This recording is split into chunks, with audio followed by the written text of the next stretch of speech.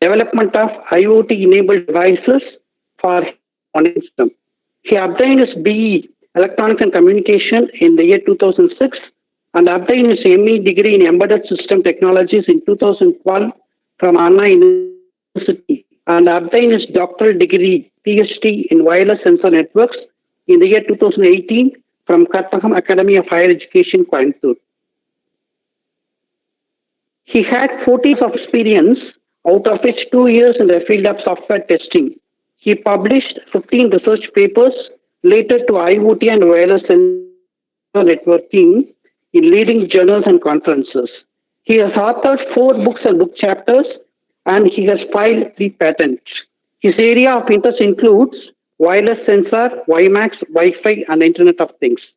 On behalf of AVC College of Engineering, Department of Instrumentation Control, I cordially invite Dr. T. Karthikeyan to share his thoughts on the topic, impact of machine learning in the industry.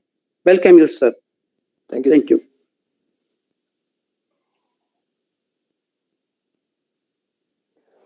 Can you start, sir? Yes, sir. Okay. Okay. So first of all, I would like to thank the AVC Management Director, Principal, and the Department of ICE for inviting me as a resource person. Thank you so much. It gives me immense pleasure. So let me start. Before that, I will share my screen. For sharing screen, I have to switch off this one.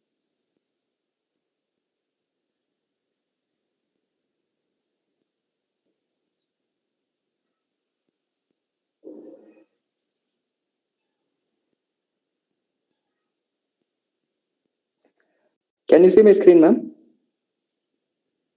Yes, sir. Yes. Okay. Okay. So this is our today's topic, impact of machine learning on the industry. So these are all the outlines of my presentation. So first of all, I would like to start with what is machine learning. So as we are going to discuss about the impacts of machine learning in the industry, we must know what is machine learning and the categories, what are the different types of learning technologies are there in the machine learning.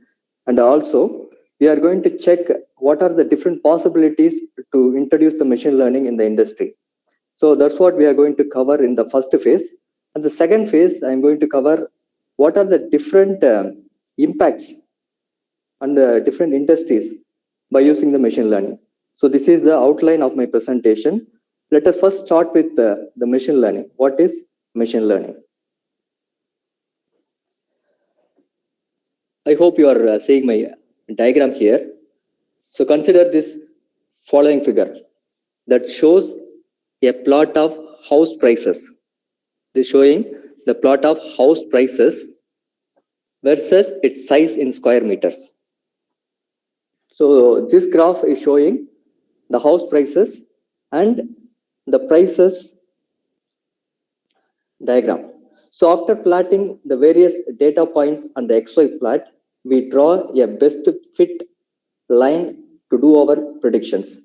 So machine learning is nothing but we are going to do the predictions in the future, how it will be.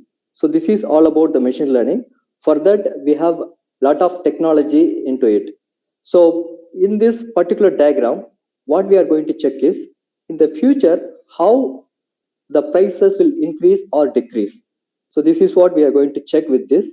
So by having this particular diagram, we can understand what is machine learning in detail.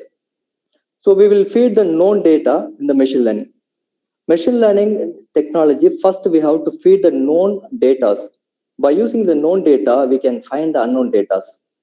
See here in this diagram, we are checking the best price in the future. Once the best fit line is found by the machine, we will test its sustainability and suitability by feeding its known house size that is in the y-axis. It's nothing but the vertical axis in the above curve. The machine will now return estimated X value. So this is what the machine learning will do. The machine itself will find the X value is nothing but the price. Price you can see in the X line is nothing but the horizontal axis. The diagram can be extrapolated to find out the price of a house which is 3000 square feet. Now we are seeing up to 2500 square feet size. But by using our machine learning technology, we can find in the future if it is 3000 square feet, how much the price will be. So this is called regression in statistics. As I am telling you the statistics, so without knowing statistics, we cannot perform any machine learning techniques. Particularly, this kind of regression is called linear regression. Why it is linear? Linear is nothing but when the x value is increasing, y value is also increasing. This is nothing but linear. So this relationship is called as linear regression relationship. So here we are plotting the curve between x and y plot. So this is all about the machine learning. In short, I can tell you by using the machine learning, we can predict the future. Not exactly, but by feeding some of the known values, we can expect some future values. So this is all about the machine learning. So now in this diagram, you are seeing a different plot. In the previous one, we were seeing just a linear regression, but here you are seeing a relationship between many data. The straight line is not possible. So here you are getting a lot of data out. In our task, it would be now to find the best fitting curve which can be extrapolated to predict the future values. One such application plot is shown in this figure. So we will use the statistical optimization techniques to find out the equation for the best fit curve. In the previous one, we can directly check because it's a linear regression. Directly we can check the x and y value. If the x and y value is not linear, then we have to make an equation. Based on the equation, we can find the future value. And this is what exactly a machine learning is all about. We use known optimization techniques to find the best solution in our problem. So next, let us look at different categories of machine learning. I hope you can now understand a little bit of what is machine learning. Now we will see what are the different categories of machine learning. So in this diagram, you can see machine learning can be broadly categorized by supervised learning, unsupervised learning, reinforcement learning, deep learning, deep reinforcement learning, deep reinforcement learning. So these are all the different categories under machine learning we are seeing now. So initially, researchers started out with supervised learning. This is the case of housing price prediction.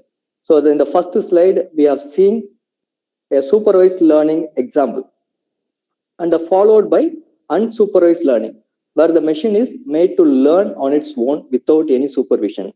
The supervision learning or supervised learning, a person must be there to supervise the system or the machine. But in unsupervised learning, the machine itself will do all the process.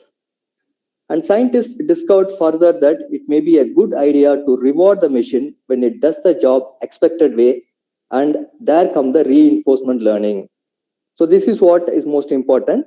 The first two categories can be supervised or unsupervised.